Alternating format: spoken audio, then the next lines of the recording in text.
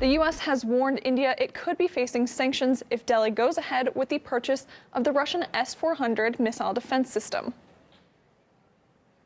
We would still have very significant concerns if India pursued major new platforms and systems from Russia. There is an impression that we're going to completely protect the India relationship, insulate India from any fallout from this legislation, no matter what they do. That is a bit misleading. The Sanctions Act was signed by Donald Trump in 2017 to impose penalties on Russia, Iran, and North Korea. It also allows for moves against any country engaging with Russia's defense or intelligence sectors. But the new U.S. defense bill lets the president waive sanctions against some of Washington's partners, like India, Indonesia, and Vietnam, if lifting them would benefit U.S. interests. India is now in the final stages of signing off on a $6 billion deal with Russia for the S-400.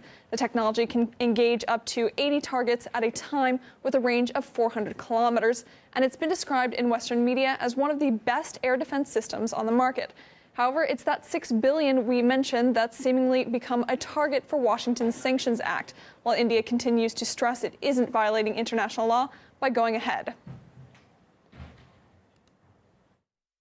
CAATSA is not a UN act, it's a US act. We have spoken about the S-400 for years, not just today.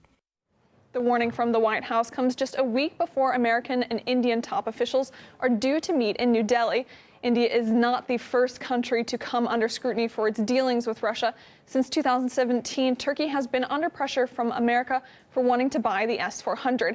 However, Ankara promised it would retaliate against any penalties coming from Washington. We spoke to international affairs professor Surim Chawli, who believes that India could be pushed into strengthening ties with Russia and China. This is a negotiating tactic of Trump administration. We have seen this many times.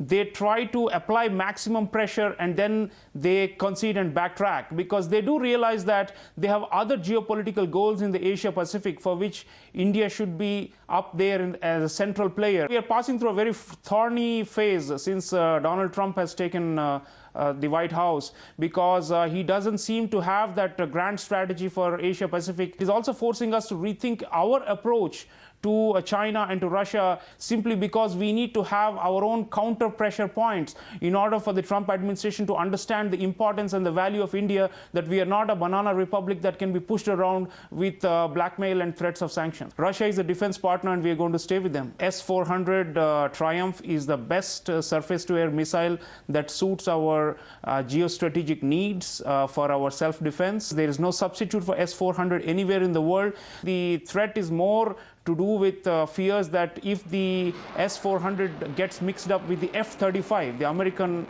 fighter jet which we are looking to acquire, then the secrets, the military secrets will spill out.